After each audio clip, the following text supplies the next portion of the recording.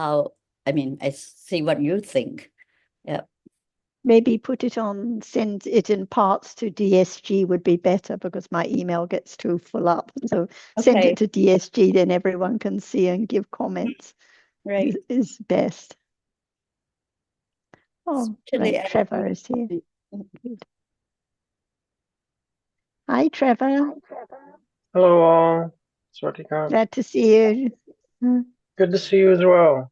Thank you. And you're at home with your family over Christmas, Trevor? Yes, I am. They'll be glad to have you. Oh yeah. Thank you.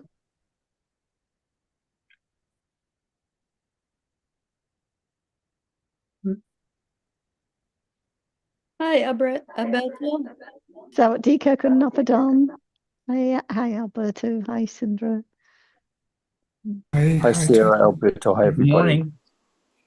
Morning. Alberto must be very late. Early, I think at middle of the night, but he's used to it.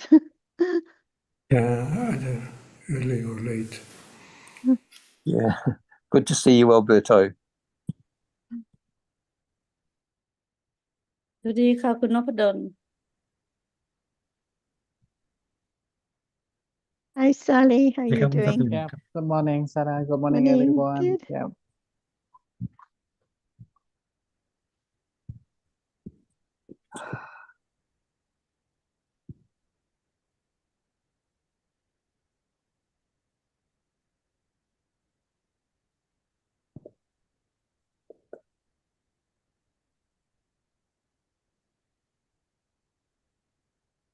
After I mentioned Kunju that Tom always joins on Monday mornings, but he's not here now.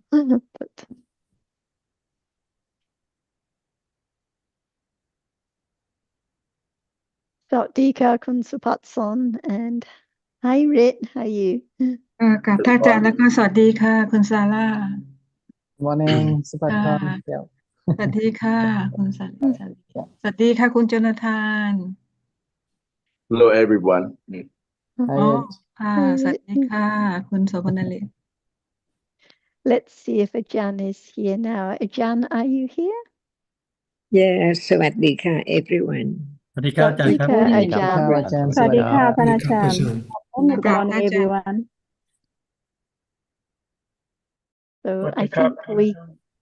I think we can start if anyone has anything they would like to start with.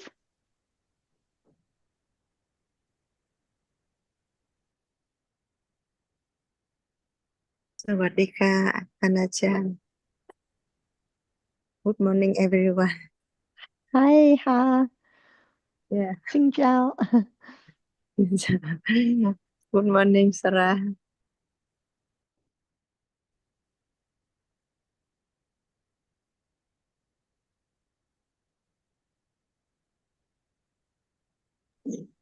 May I start a little bit because Sally may be here too. Yes, Rit, please do. I know you were asking for Sally last time. Now he's here, so you go ahead. Yeah, because last weeks ago he didn't join. I just want to repeat again about my points of views that I just want to share to Cambodian friends that I say that the meditation centers like destroys the Buddha words, 7 days or 20 days. And Khmer we say similar as Thai, Samnak Padibat destroys the Buddha's teachings. That is a meditation center. So Sally, how do you feel when you hear these words? How do you feel? Yeah. Okay. I did share my opinion on the Saturday class already. Unfortunately, you was not there as well. I think my version to that is pretty simple. I think it's I'm aligned with the what Jonathan has shared, and I agree with you. If someone introduce any kind of teaching which is not the teaching of Buddha, but they claim that this is the teaching of Buddha or the word of Buddha, then I think it's not appropriate. It's the destruction of the Buddhist teaching or the words of Buddha. However, I think it's my cautious is that we cannot generalize. If they have their own method and they do not claim that this is the teaching of Buddha, for the enlightenment. I think that they may have their own way. It may have its own merit as well. For example, some school they introduce meditation to students just to declutter their mind. It's just to help them to concentrate. But if they do not claim that this is the Buddha teaching, so that they can, enlighten, then I think they may have its own benefit itself. So I would refrain from, the conclusion or generalization that they are, destroying the Buddhas. However, I think we understand that, we need, if we find someone, or our friend who may, fall into a wrong view and trying for the shortcut. The other approach can be to ask them question whether they have a proper base or not, and when they go to the Buddha, to the meditation centers, what kind of thinking or what kind of consideration that they brought with them for that. I have some friend, and the question that I ask is that why do you think it is useful and helpful to spend some day, 1 week or 10 days in a meditation center, sit down quietly, but in real life we would come out and see a lot of people, interact with them, a lot of people. Why not trying to practice and understanding what you are seeing now, what you are hearing now, what are thinking now in the daily life? It would be more practical. So that they can gain their some thinking. And I think it's, if the proper condition arise, they probably one day can find the right way and the right path. Yeah, my short comment is just like that. Thank you. Yes, please go ahead, Ajahn.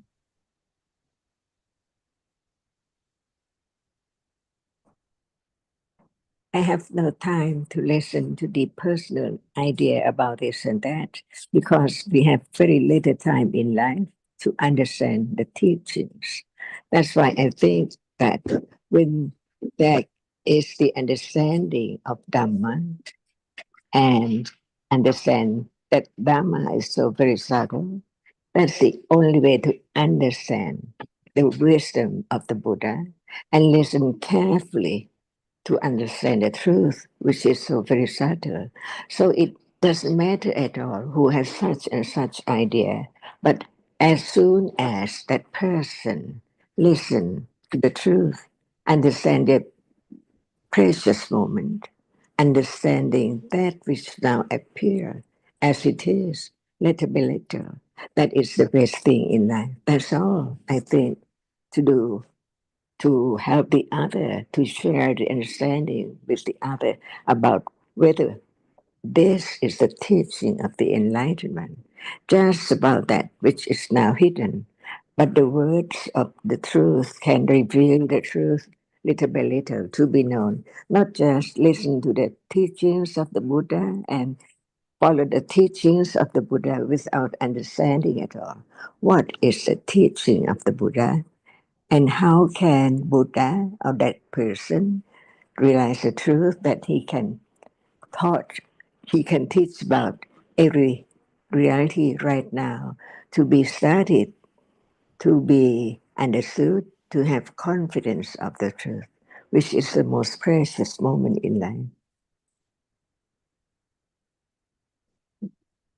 It doesn't matter what about the other's idea, this person or that person. What did Buddha say is the most important. because it's so deep.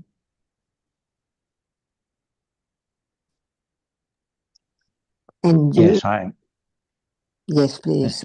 First, sorry, Ajahn. I'll just interpose briefly then. I agree that it's better, more helpful to discuss what the Buddha did teach than to discuss other people's wrong understanding of the teaching. And just a quick reply to Rit on his statement that meditation centers destroy the Dhamma. A meditation center cannot destroy the Dhamma. What destroys the Dhamma is the wrong teaching of the Dhamma. So it's better, I think, to emphasize that it's the the teaching of the Dhamma wrongly that destroys the Dhamma, not not here or there, a place, a situation. And then one doesn't, because it's the person's understanding of the Dhamma who's doing the teaching that matters. Sorry, Ajahn, for interrupting. Please go ahead. That's all I think very important. Precious.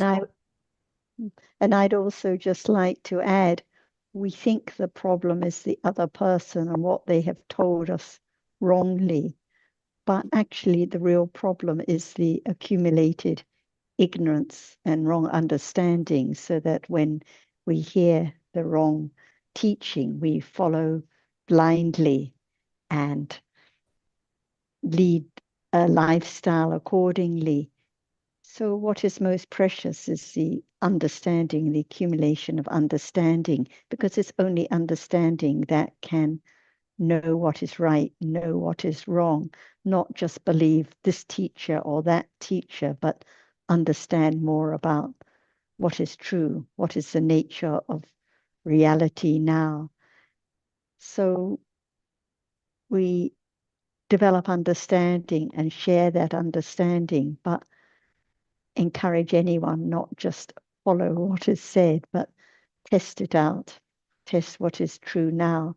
So we can't just go on blaming those who teach wrongly, because there has to be the careful considering and understanding of what is right. It's one's own ignorance and wrong view that is the problem in the end. And just as we tell people not to follow something they've heard, but to test it out for themselves, to see whether it accords with the Buddha's teaching. So also, there's really no point in telling someone not to go somewhere if that's their inclination and they think it's useful at some level or other, because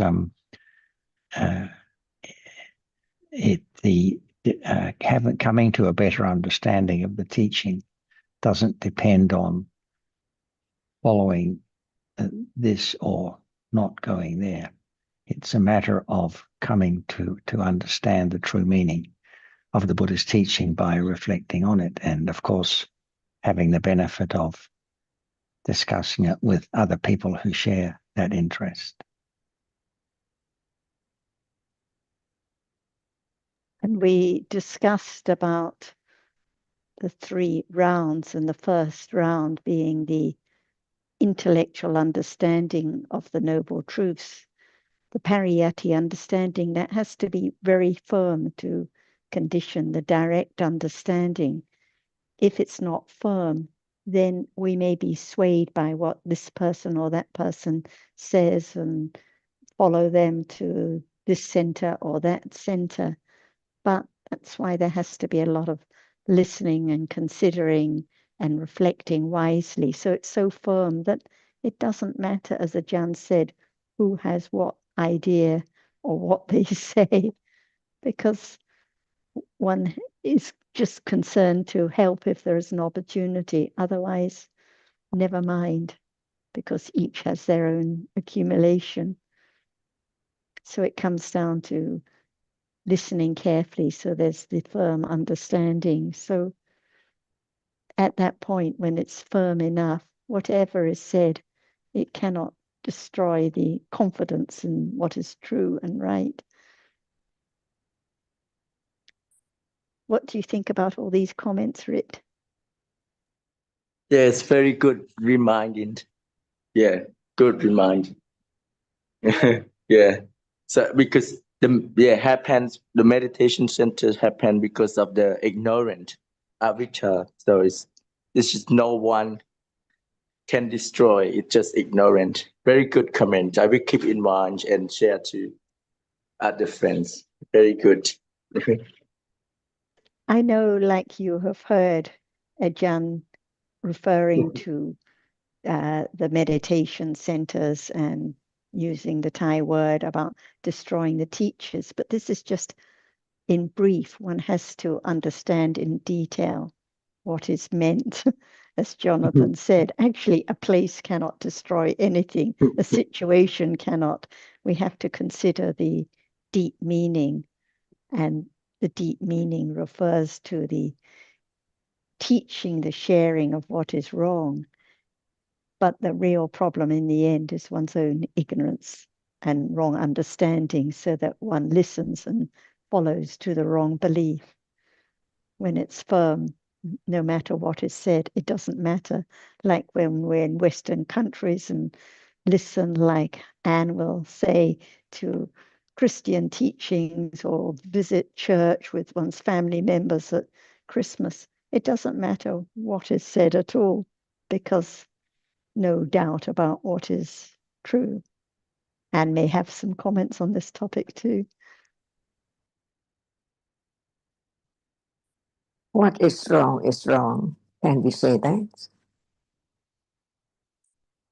It's not just say meditation center destroy the teachings, but what about the truth of these words to be studied, to be truthful to the truth? Because what is right and what is wrong. We don't just say that's wrong, but no word about how wrong it is. That's why it's wrong for sure. Not our own word, but the truth is that is it wrong? Is it that we do this or do that or not don't do this at all? Is that the right word to understand the truth? So what's the point of listening to each word? To be truthful to the truth, to understand the truth.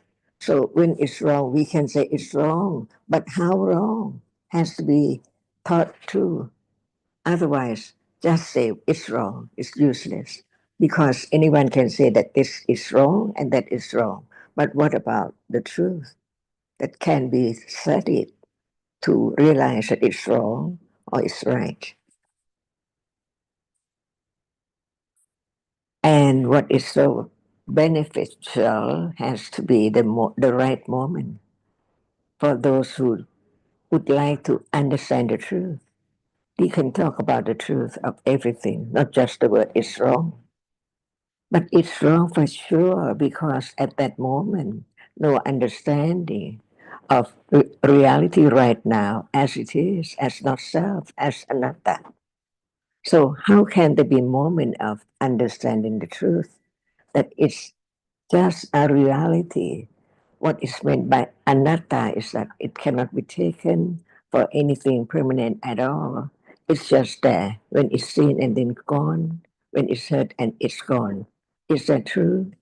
And how to realize the truth without hearing, considering about more words about each reality, to let go, try to do something. But what did Buddha say? There are so many realities arising together to form each function that the other reality cannot perform that function at all. Each one has its own function, so it performs its function when it arises. For example, there's not just panya, right understanding. What about the other wholesome realities arising together with panya? A little more understanding, a little more confidence of the truth, and the confidence of the truth. Let's go. ignorance and attachment and wrong understanding. Not anyone can do at all. That's why learning to understand whatever is that is real, it's a Dhamma, it's anatta, never permanent at all, just gone. Now, see, when the truth is so firm, it conditions a little more understanding of the truth that what appears does not appear as it is right now. Is that true? So how can there be the understanding of what appears now does not appear as it is? Not by going to somewhere, try to meditate or concentrate or concentrated on an object just to think that it can condition the letting go of ignorance about no one there at all. So the best way is just help the other or share the understanding with the other about the truth of what is there now to be considered depending on each accumulation. It's impossible just to say do this and not do that and this is wrong and that is right without any evidence at all how it's wrong and how it's not right. Even Sila Pramasa, see what is it? Wrong understanding, Michatithi. But what about the Sila Pramasa? Many manners, different aspects of wrong understanding. Not just say that is wrong. Why it's wrong? And I think Anne was trying to make a comment, but we couldn't hear you, Anne. So try again. Just like Ajahn has said, just telling somebody it's wrong is, I think that can turn the people away from understanding or an interest in understanding. So yeah, one has to be very careful when speaking to other people about their lack of understanding, we'll call it, but it should be the lack of understanding of the Buddha's teachings. Yeah, it's very, very difficult. I come from my family are quite devoutly Christian, and I've been very careful over the years to talk about it, the Buddhism, when they're interested, and not push it anywhere. Never use the word wrong. unless I'm talking about right understanding or wrong understanding. But it's very, very difficult. It's tricky. If people are interested, that's great. If they're not, and they may not be, then it's better to leave it for another time. Yes, I think what you say about the word wrong is very appropriate. And I remember a discussion a long time ago with a couple who had learnt that the Buddha taught about right view and wrong view, and they thought that that anyone proclaiming someone else's view as wrong view, that this was so arrogant that they weren't interested in hearing any more about the Dhamma just because of that terminology. But yeah, people are very touchy about being wrong. I think you have to be, I agree, you have to be careful with anyone, particularly with those who have very firmly held beliefs that are not what the Buddha taught. I think, yeah, you have to be very careful. And what is true, it's wrong, not you are wrong. That's right. It's wrong. What is wrong is wrong. Never say you are wrong, because actually it's not anyone at all. Yeah. Thank you for pointing that out, Ajahn. That's exactly what has to be done. And even to say the meditation teachers are wrong and teach a wrong thing.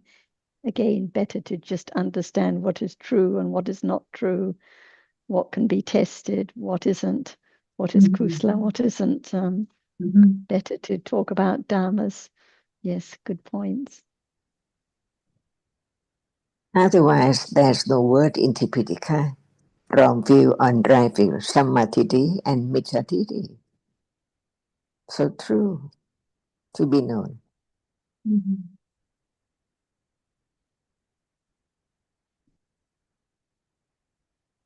Sometimes, Shepherd. I was just going to say quickly, sometimes I've found when speaking to somebody about the Dhamma, about Buddhism, I preface it with, you know, the Buddha taught about, you know, various views, and the you know, the obviously right view is what he was teaching of, but it also distinguished it between a view that is not correct. So I'm just coming from what the Buddha taught, not what I think, what somebody else might think. I find it, yeah, you walk a thin line on this one, I think, not to have people turn away completely. But if there's no interest, even then, there's no interest, so don't push it.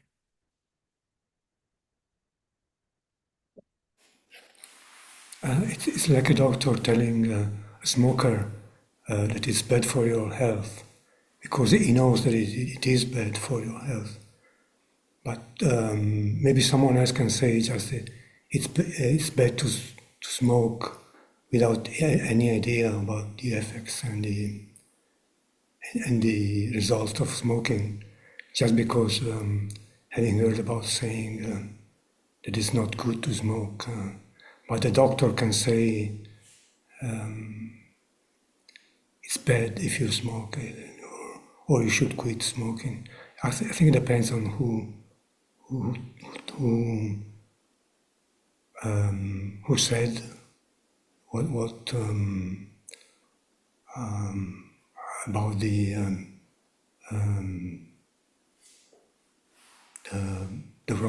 wrongness of the meditation center. If I say it is not like when Ajahn says it. Different person talking.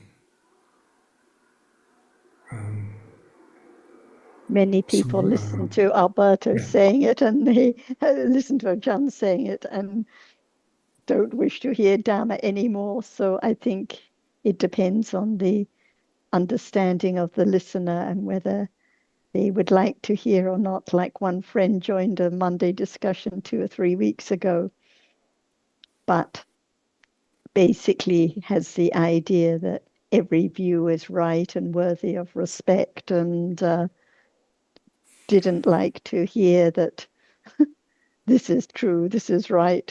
So I think whoever we are, whatever is said, it would depend on the understanding of the listener too. Like Anna's found with her sisters, no matter how carefully and delicately she talks about what is true, what is right, in the end, very little appreciation or wish to hear more. So it depends on the accumulations of the listener at the time. Interesting you use the word respect, Sarah, because I feel certainly, well, with my family, with my sisters, that it's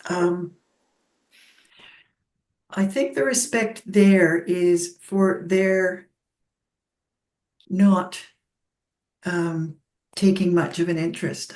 So that's why I guess I don't push it at all, because I respect the fact that they can only go so far before they will have a lot of trouble with what they're hearing.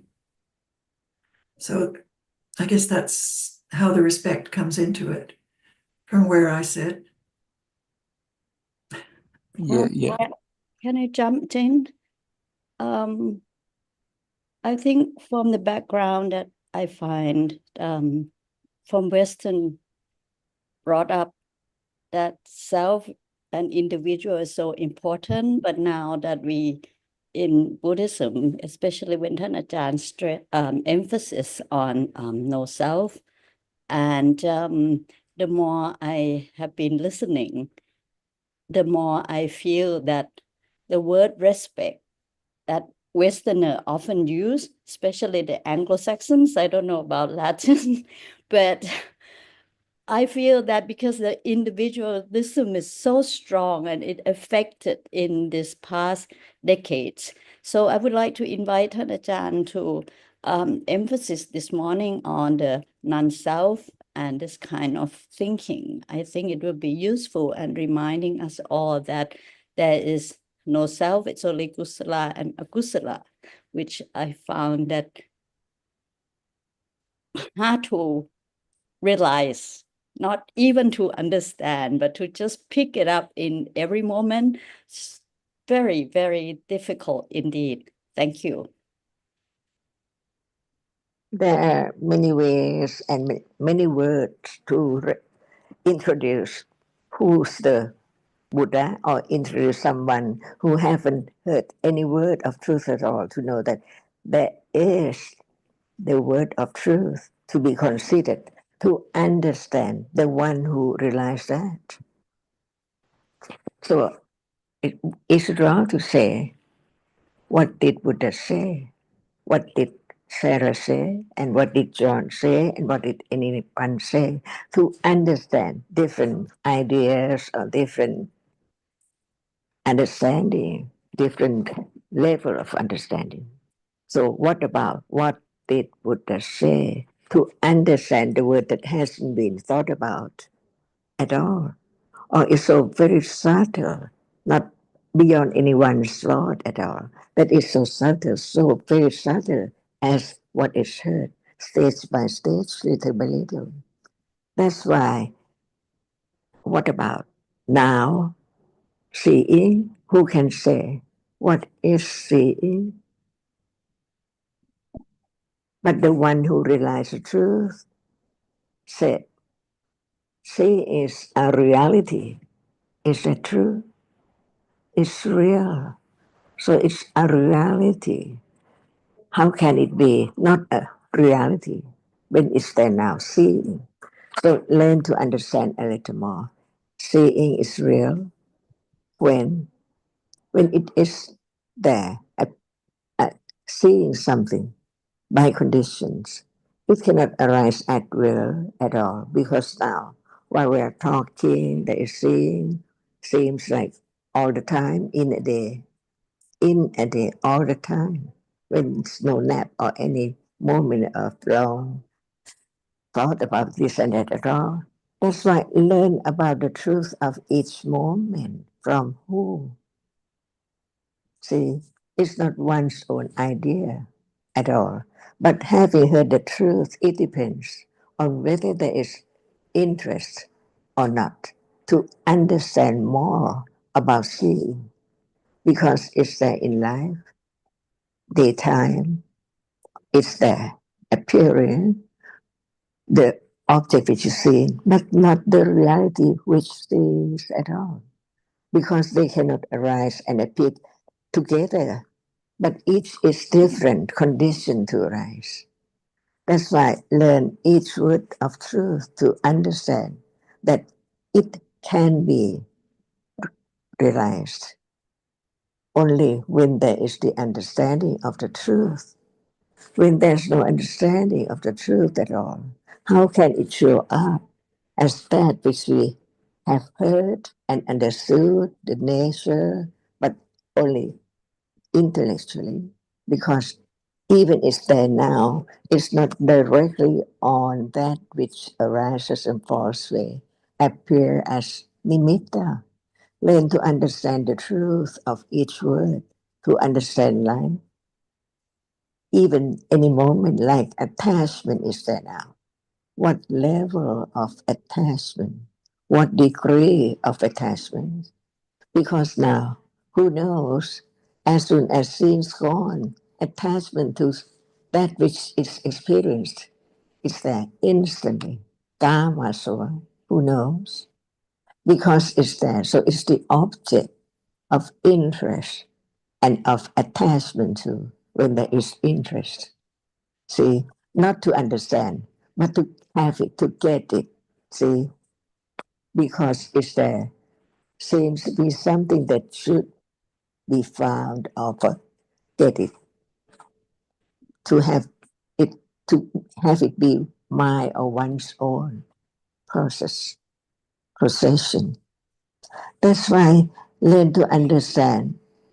It does not harm at all. It doesn't hurt to understand the truth of what is there, to begin to be truthful to the truth of each moment, because it's the unknown and it's taken for someone or I or something all the time in life.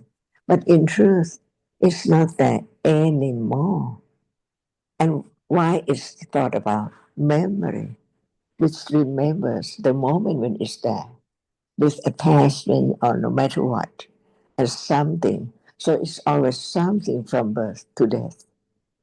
But is that true?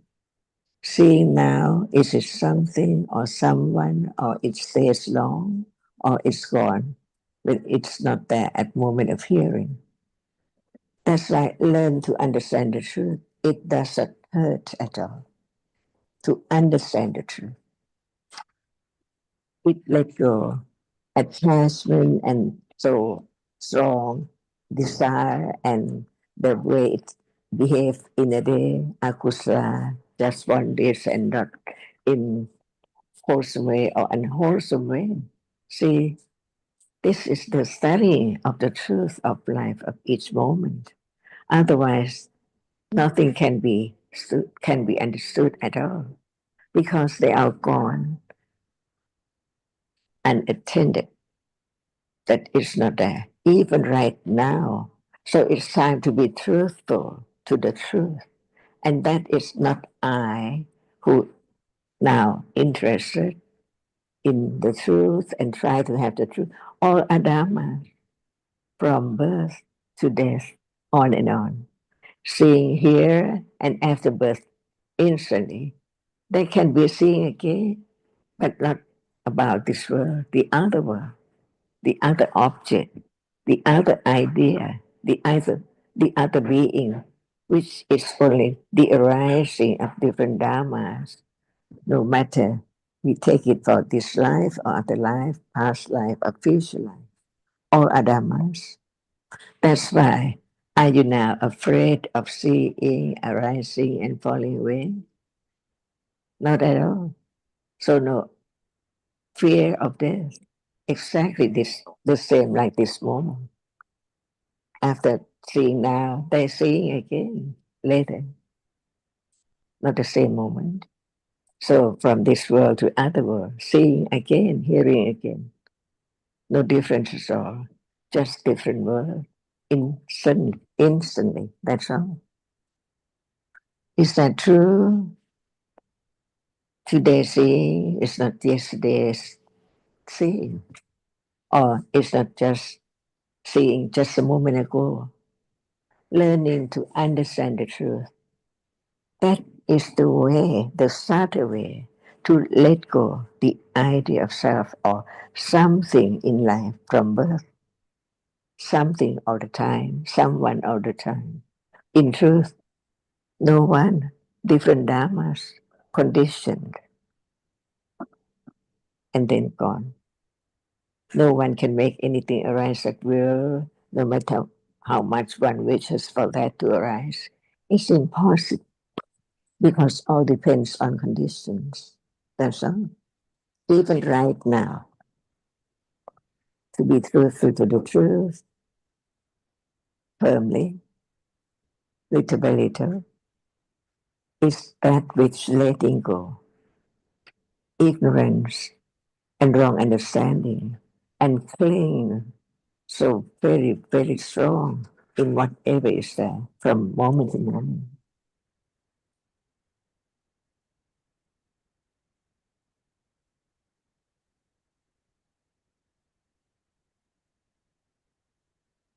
So is it true? That's all. That's the way it is. Ignorance cannot understand the word of truth, but the very careful considering, wise considering about each word represents each moment, each reality as it is, little by little. The fear of death is not understanding the truth, that it's now temporarily death. Khatnika Morana in Pali. Each moment dies, never to be born or arise again.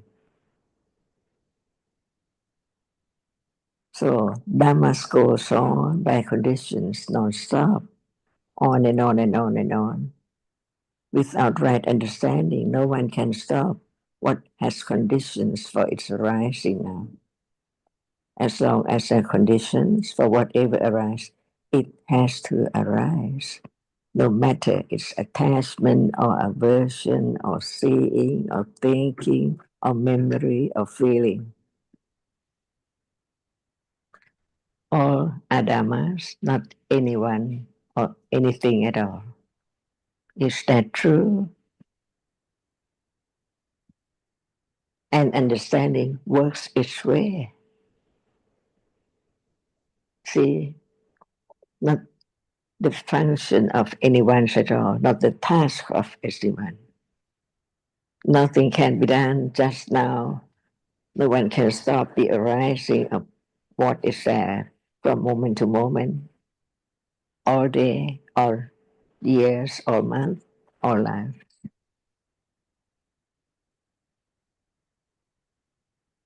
Keep on going on by conditions.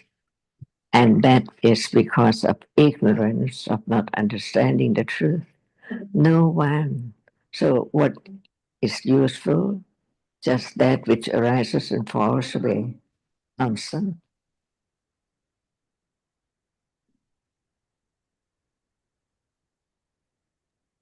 Couldn't you mentioned anatta, no one, just what is conditioned, but you made a comment about picking it up in every moment. What do you mean by this? Well, lately when Thanajan has spoken or have a discussion with many groups, I think in Thai that Ajahn said just what she just mentioned, that the truth is happening at every moment. And that truth is actually the anatta that we cannot control. It's arise and it's fallen away and it's happened every moment. And it's, I mean, after 20 years of listening,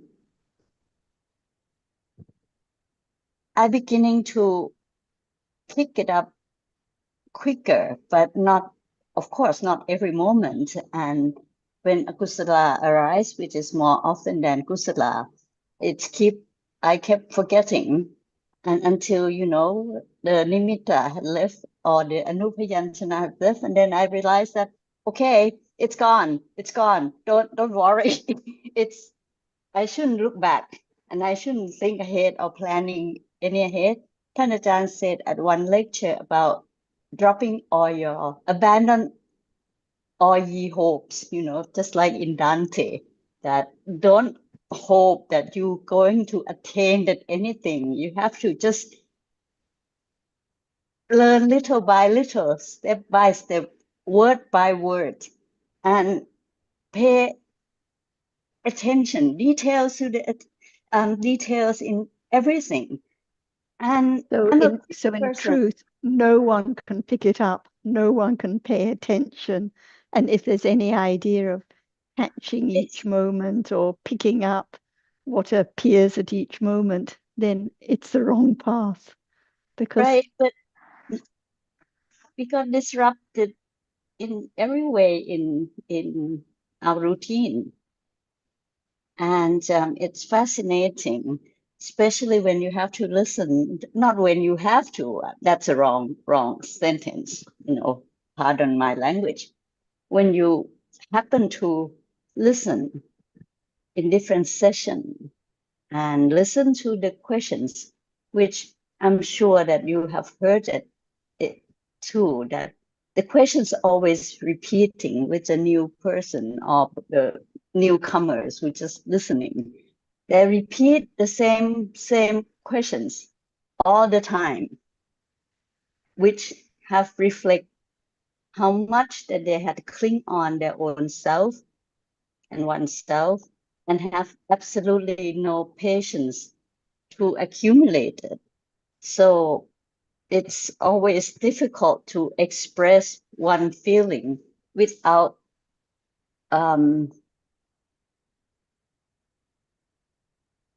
without not being self.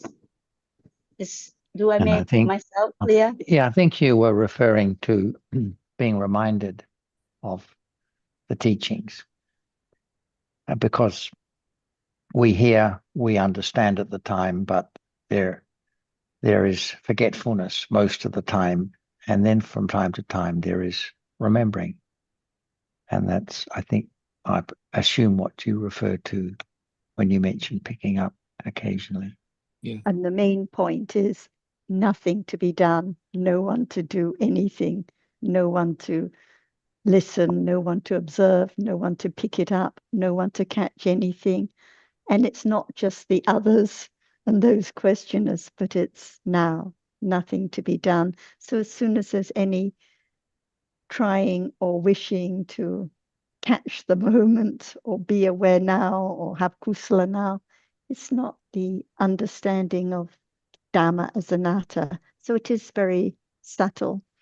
So this is why there has to be a lot of careful considering and reflecting. Jonathan. Thanks, Stu. Jonathan, yeah, I totally agree with what you said then, Jonathan, prior to that. I think it's just a conventional Thanks, way. Sorry? I said, thanks, Sandra.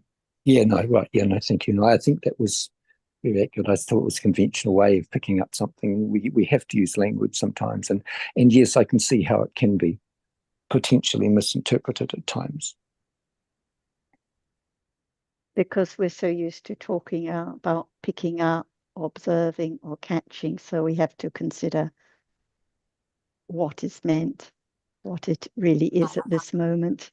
Because we had discussions before in Vietnam on this topic too. And I was going to ask Trevor too, if he, I think before you were going to add some comments to the discussion generally, Trevor. Yes, thank you. I've been catching myself with those wrong kind of ways of thinking a lot, or those ways of thought have been coming up a lot. There's been a lot of wishing and hoping that someday I will be able to understand, and like someday I will be able to just know the technical terms better. And there are like moments where I think, I just need 6 good months or a good year to like really study all of this, and then maybe like I'll be at like a point where things like that. And like it's just it gets in the way of reflection a lot, the hoping for the best and hoping for better and hoping for more understanding in the future. And while there can be some moments where anatta is not necessarily understood, but anatta is just the basic concepts that are being worked with here can be semi understood, and that's about as well as I can go, or my thought process can go. But it's only enough to spur on just the awareness that that now is the time to learn Dhamma, and like now is the time to reflect and study. And I suppose that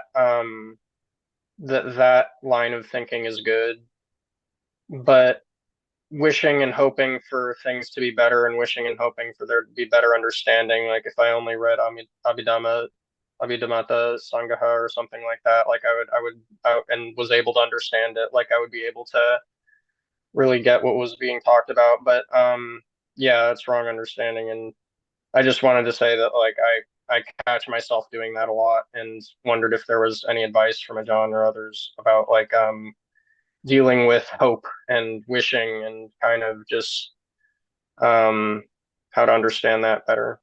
Thank you all. I think the positive in what you've said is that now there is the appreciation, the recognition that that kind of thinking is not, there's nothing kusala about it. Whereas previously one might have thought that, okay, it's kusala because it's the wish to develop kusala, and there must be something wholesome about that. So I think it's a positive that you're able to appreciate that all that kind of thinking, and it comes in many forms, is just the normal, is just useless thinking, and what counts are the moments of actual kusala. And if there's any modicum of understanding at such moments, then so much the better. But it does take time. And of course, becoming familiar with the Abhidhamma Sangha is not a guarantee of more kusala or more right understanding. Let me assure you that that is a native to the individual understanding. So there's no recipe for that developing other than considering and reflecting on what one has heard about the Buddha's description of the reality of the present moment. So that would be my answer to how to deal, if you like, with those thoughts.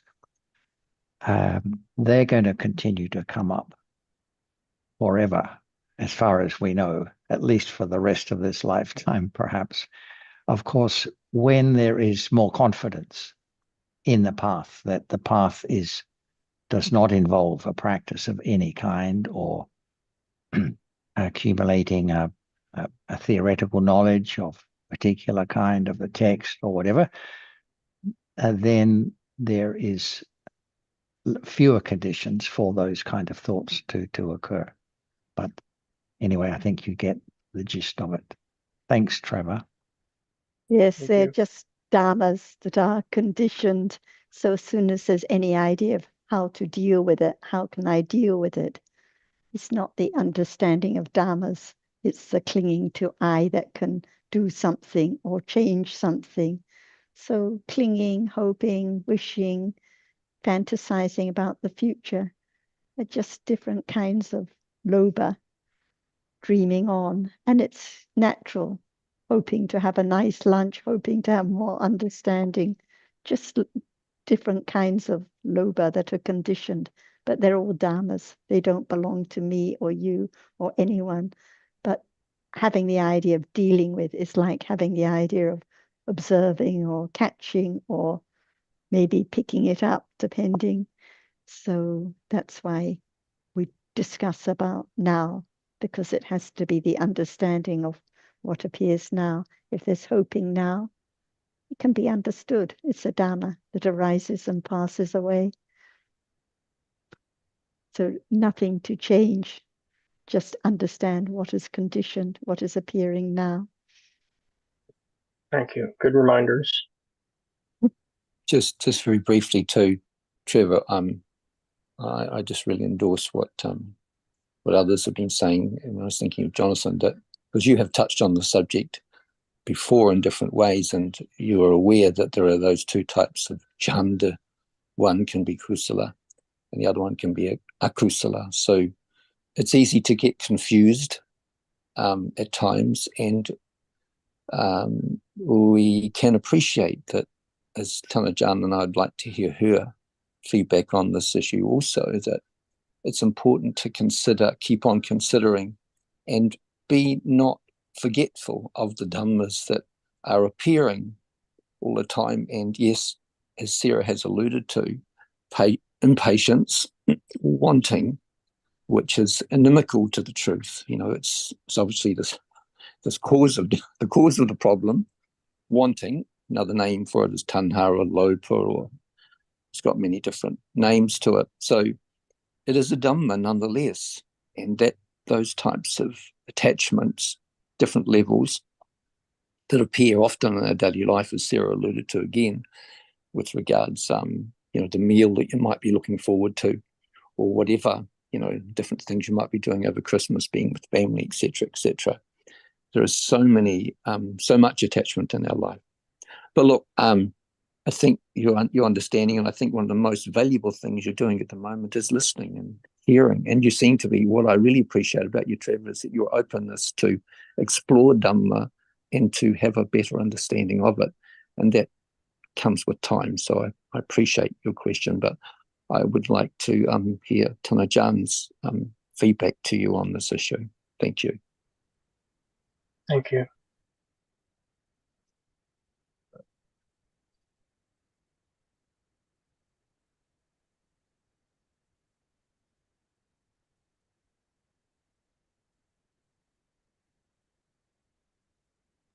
Are you speaking, Ajahn? We cannot hear you. I think that we learn to understand the meaning of Dhamma. Whatever is real is real. It has its own characteristic to be known, that it's there. But it does not appear as it is until moment of not only the intellectual understanding, pariyatti, but it has to be moment of directly understand what is there right now by conditions that because of understanding the pariyatta so firm that it's the moment of directly understand even just hardness now to be known. Otherwise, it's my finger or it's my leg or it's my hair all the time. That's why learning about Dhamma, all Dhammas, anatta, has to be developed from hearing, considering, until by conditions it suddenly, anatta shows up, little by little. How anatta of each moment right now hasn't shown up yet, because not enough understanding. That's why it's always something, and we learn to understand it. It's hard. But at that moment, the characteristic of hardness is there appearing, but no understanding enough to understand. It's that which has to be known as is not anything at all, as usual, as atta all the time. That's why great patience is there.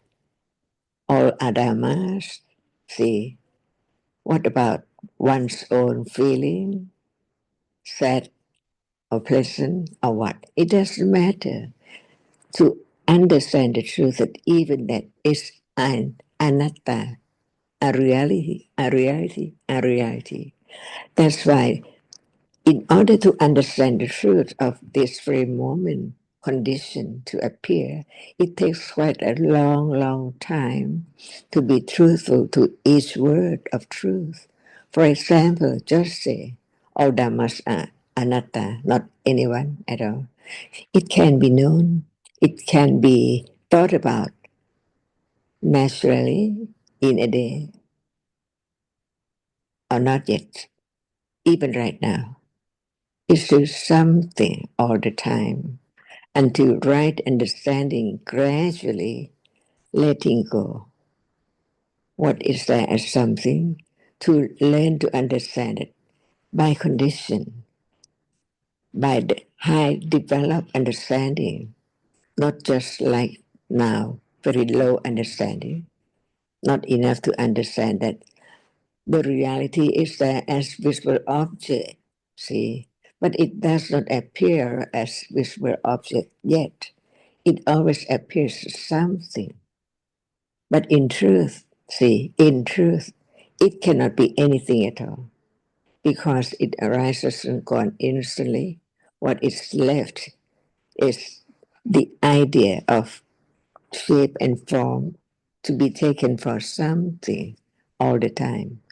So right understanding has to develop how long to wear away the idea of something there, not by oneself, more than that, great patience only by anatta. And without more and more understanding, firmer and firmer, letting go a little by little, there cannot be the moment of it's there appearing to be known as it is, directly of that characteristic, only one characteristic at a time. So we learn to understand. The right understanding develops very, very gradually, comparing to each moment from life to life, eons and eons ago. No understanding of that at all, as not anything. It's only that which is real. It appears and disappears unknowingly. Just the idea about its truth is conditioned to arise and then gone. Because there's so many continuous reality, each moment one by one. So it's quite moment of letting go attachment or desire to gain such knowledge, to have such knowledge, to let go the idea of self, because nothing can be done. Each moment is conditioned, and the condition for understanding is each word of truth, not forget that we have heard about it. Seeing does not appear yet because no attention to the characteristic which experience the object. Only that which is seen is always something instantly all the time in one's life. So it's not anyone's task at all, but it's the understanding itself. Samadhi is the path, is the only way to let go. Michatiti, wrong understanding because of ignorance and attachment to that object, covers up the truth on and on and on, thicker and thicker, stronger and stronger. That's why heedless, don't be heedless to understand it without understanding the truth of what is there now by conditions, not by oneself, try so hard. But there must be a reality which at that moment not forget at all about the truth that has been heard and remembered to arise to with that with understanding directly of that object right now by conditions, not by anyone's expectation or try so hard to have only that as the object to be known. That's why understand this can understand what is the right path and what is the wrong path by one's own consideration, not by the other's word, because the other word is the other's understanding.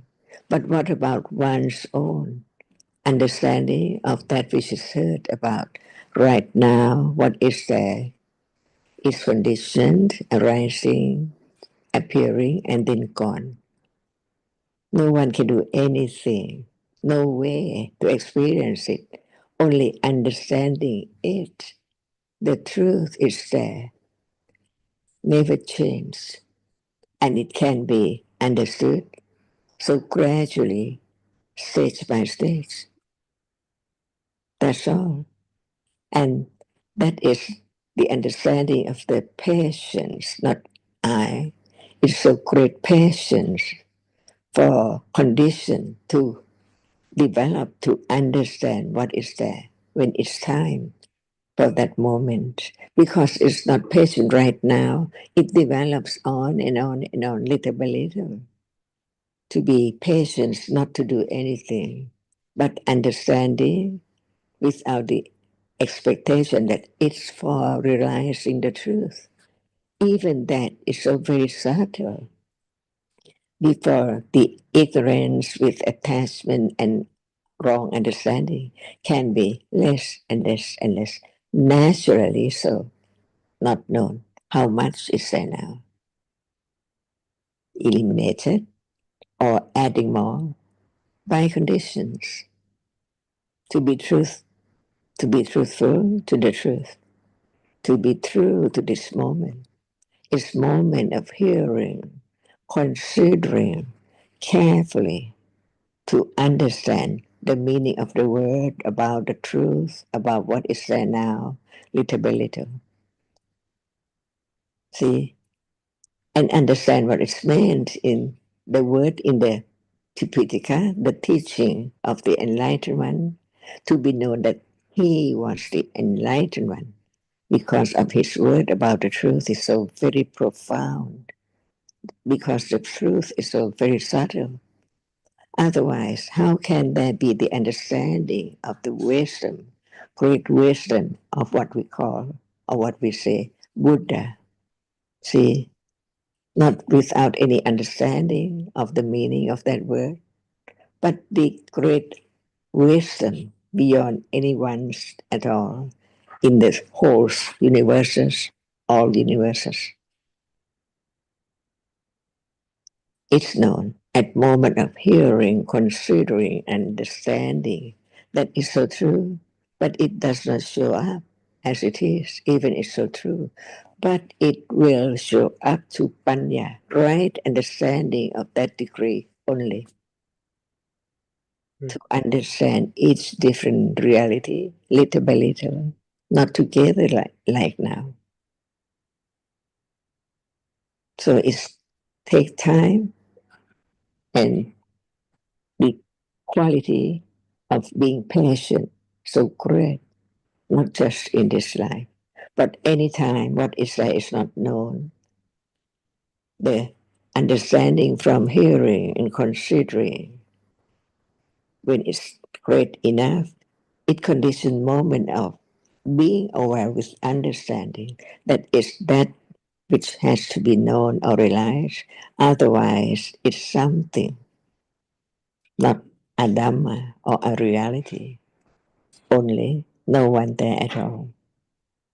Is this true? Instead of saying that you are wrong or that the meditation center is wrong, when there is the explanation of how wrong, it is so very beneficial to understand the truth, because the idea of meditation center is so strong. No matter any word cannot stop the idea of it has to be the center, but the word of truth, little by little, carefully considered each moment, little by little, can let go of the idea of self or atta, select the place and the time and the object. While the Buddha said, all are anatta. That's why just help the other or share the understanding with the other about what's right and what is not right is the best way. And the best beneficial moment, the most precious moment in this life or any life, by conditions, until it's the moment of enlightened the foundable truth.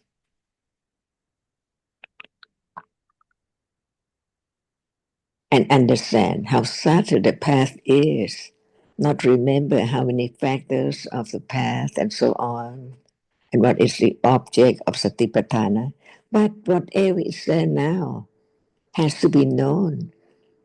So each reality which appears is the object of sati itself, to arise to be aware, not by anyone's will or selection at all.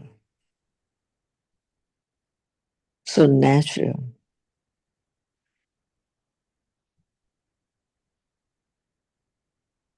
So precious,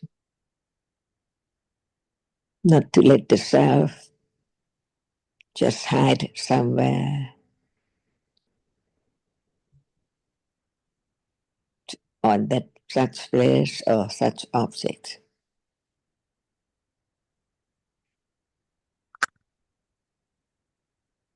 Are you practicing? Sorry. Are you practicing? At this moment, Will you I would, practice? Practice? yes, Will you? yes. Please. How? Well, in terms of practicing, I suppose the answer to that would be continuing to listen and continuing to reflect. But that wouldn't be something that I myself would do exactly, would it? So what is really the meaning of the word patipati in Pali? That the translation is like practice It's the development of understanding, isn't it? by, By conditions. yes, but pati in Pali, pati is properly, and Hmm. pati is to attain or to reach the understanding of what is there properly. Just one characteristic only. Oh, I see. No. So it's not practice like anyone used the term practice at all. Hmm. It's the moment conditioned by enough understanding of anatta, of whatever is there, because hearing more about seeing and the eye and the object which is seen and other conditioned reality right then, little by little, letting go the idea of I will do or I'll try or I'll practice to understand the truth of anatta. We are talking about everything to understand the anatta-ness of no matter what is there, is conditioned and gone instantly. No one Yes. can try or no one will do at all. So remember the deep meaning of pati, Yes.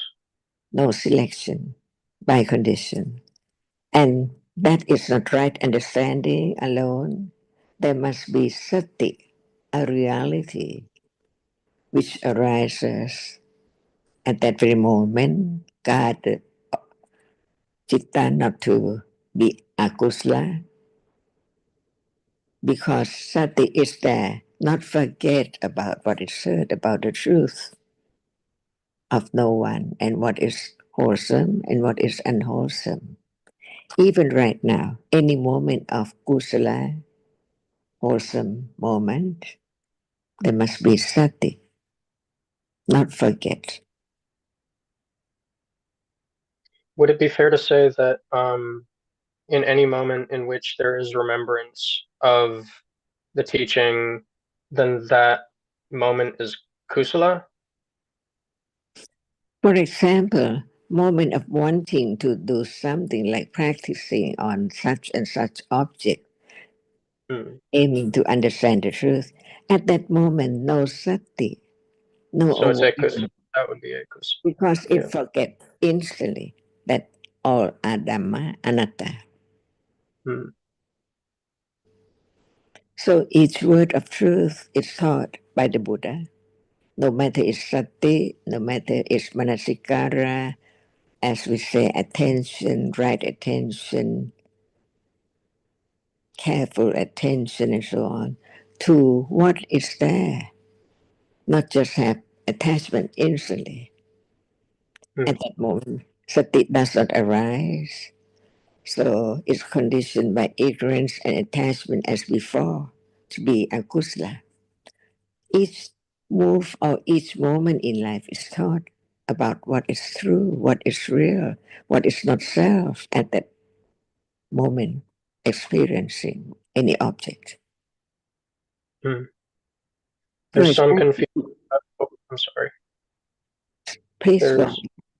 Yes, there's some confusion about what it means to be understanding about each reality one at a time as they appear in this moment, because it was said before that, or implied that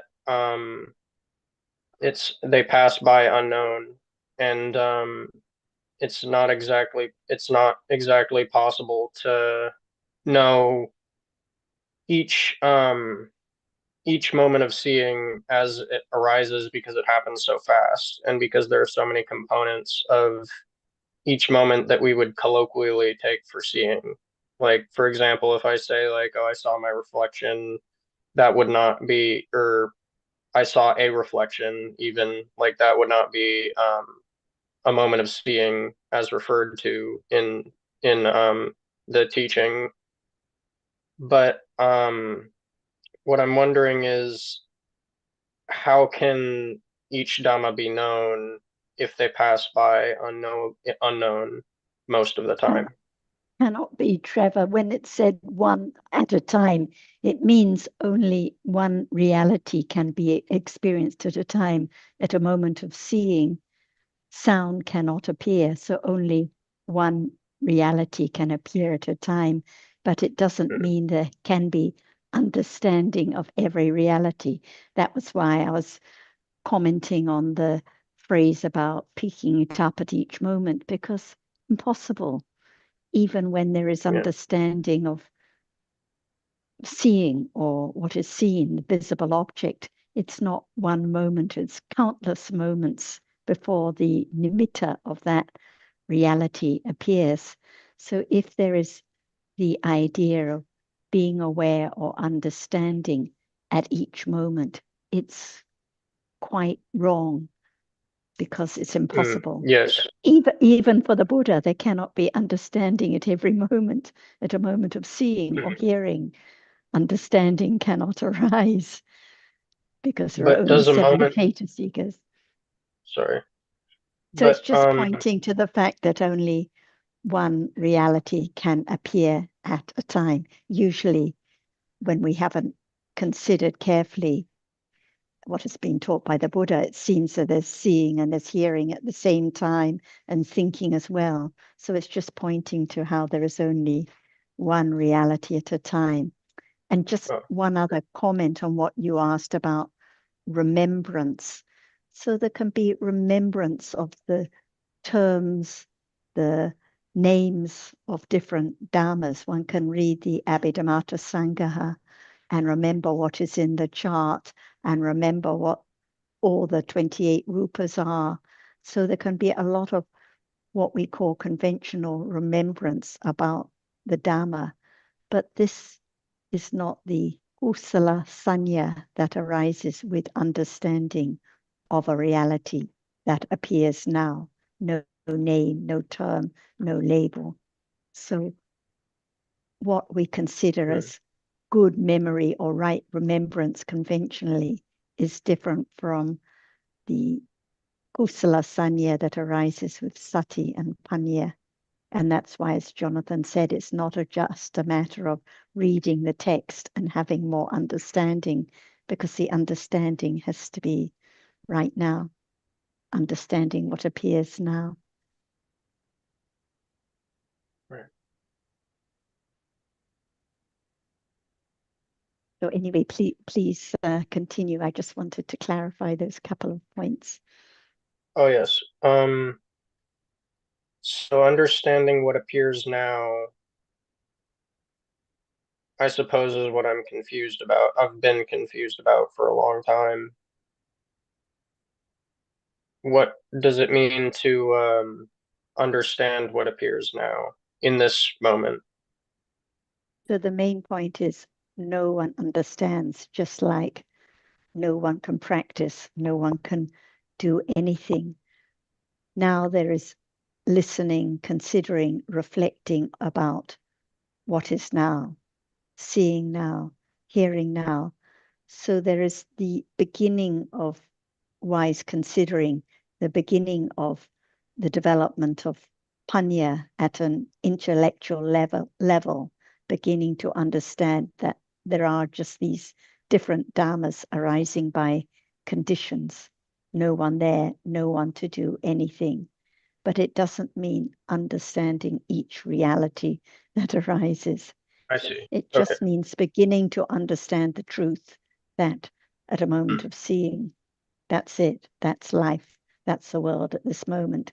And that's why it's useless to hope or dream about more understanding, because what about now? So the understanding has to be just now, what is true, what is appearing now. No one to do anything. Yes, the emphasis is on the fact that only what is appearing now can be the object of understanding. But what is not being said is there should be understanding of what appears now, because it can't be made to happen. It happens by conditions. The understanding arises by conditions. When it arises, it will have its object a reality that is appearing now. And that's why we talk about the realities that are appearing now. What are they? What are their characteristics and so forth? Because without having an intellectual appreciation of those different realities, there wouldn't be the possibility of the understanding arising, awareness and understanding. But if we are thinking of having awareness and understanding of the realities that are arising moment to moment, then that is not the teaching of the Buddha, because he just explained what are the realities and what is the understanding of those realities. But that understanding arises by conditions. Thanks. Thank you.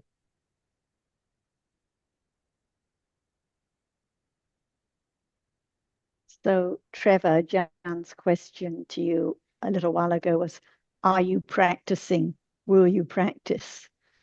And behind the question is the question, if there is the understanding of dhammas that are conditioned and anatta, will there be any idea of I am practicing or I will practice? Then I suppose no. So it depends how firm the understanding, the intellectual understanding is in dhammas as anatta, how one will answer that question. So this is why she was asking you. I see. Thank you.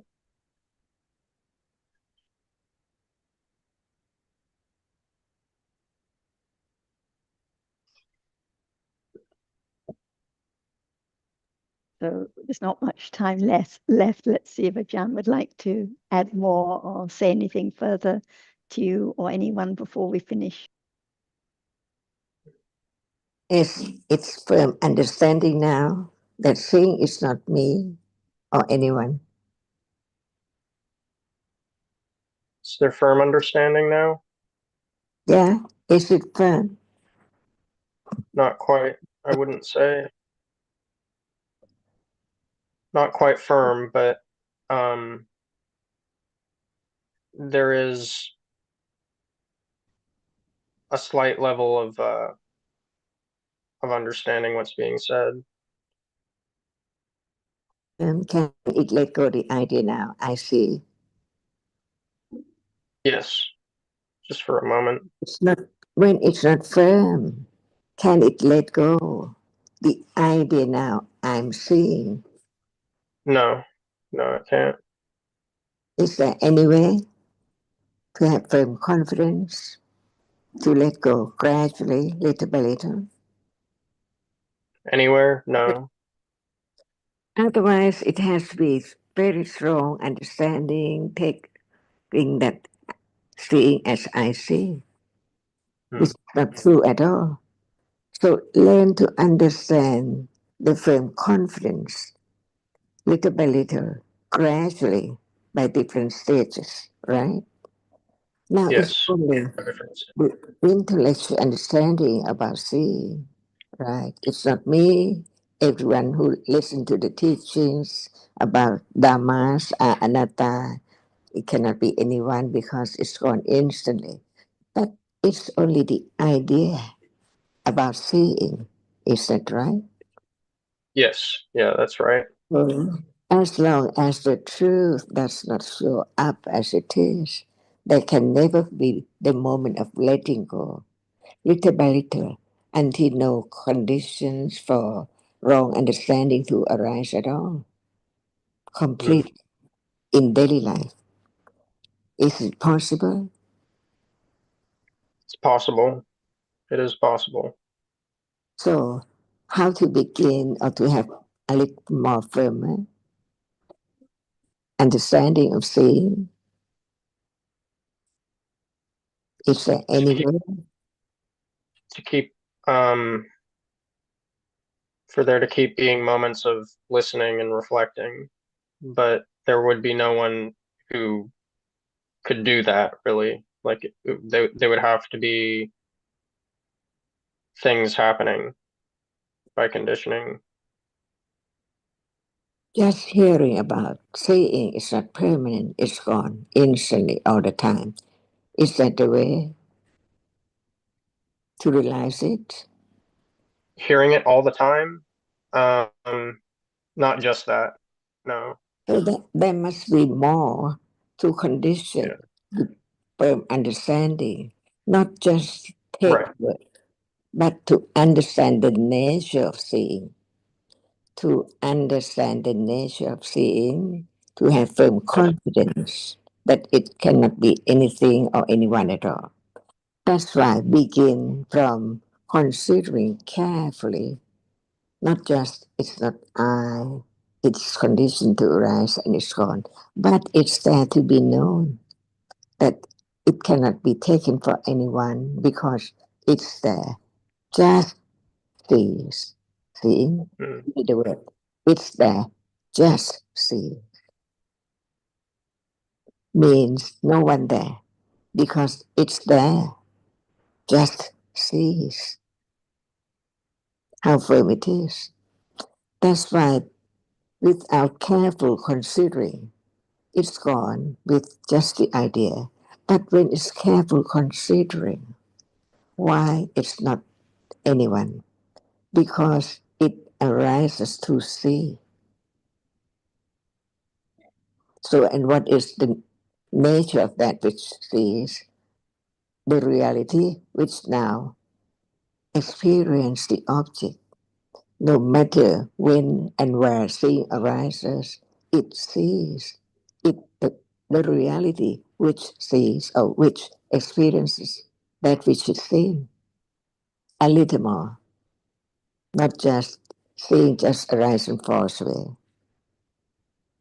That's why the careful considering begin to develop in life little by little, not just follow the word, understand the meaning of the word, and think that no one can change it. But no one can change it because it's there arising and falling away by condition. No body can change its character, which says to be other thing at all. Even right now, it's only that reality which sees begin to develop the understanding of the real nature, the characteristic of seeing, in order to understand the moment when it's there. It's that which sees, not just the word, but the understanding little by little, understanding that what is meant is it experiences, it just arises to see, that's all. A little more firm confidence of the characteristic as it is. It's just that which experience the object, no matter when it just arises and sees right now. The reality which sees is not that which is seen. All adhamas, all are anatta. What does it mean? It cannot be anything at all.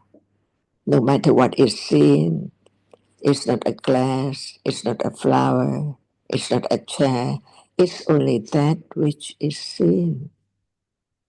Getting closer to the reality, the nature of each reality, the one which sees and the one which is seen in life, each moment of seeing.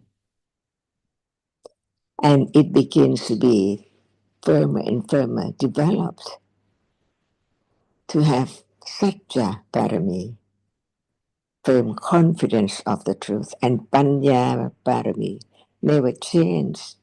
That's why that is the meaning of no one at all, not anything at all.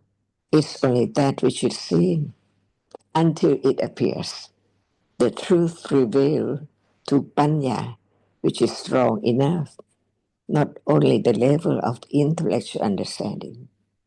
That's why no matter it is the word in Abhidhamma Sangha or whatever, it's the word represents reality. It points to what is there right now as it is. Seeing is thought in very short content, but in truth, it's not just remember the meaning, but the reality, the characteristic, the nature of that which is there from eons and eons ago and on and on. No one can change it at all. And that is a little more understanding of Dhamma, a little more understanding of Anatta, to be moment of attending to the characteristic which experiences. Because in a day, what is there is just only thinking about that which is experienced. Is that right? That's why so many realities unknown. It's heard, but not enough considering to let go the understanding of the truth. And that is the only way, samadhi, of the Four Noble Truth, the Fourth Noble Truth, the Eightfold Path. It's not just remember the word in Abhidhamma Sangha or in Tipitaka about samadhi, it's a reality, and on and on and on. But to understand what is there right now, as one has understood from hearing, considering, not enough, because that is only about the truth of what is there now. It has to be the moment of not just about, but beginning to develop understanding little by little. And that is studying Dhamma, because Dhamma is there to be studied in order to realize the truth that is there so short. And where is it? And what is it? And when is it? See, can be understood gradually, little by little, to let go wrong understanding because of ignorance and attachment. Covers up the truth, no thought about it, because they cling to that object from birth to death. And I think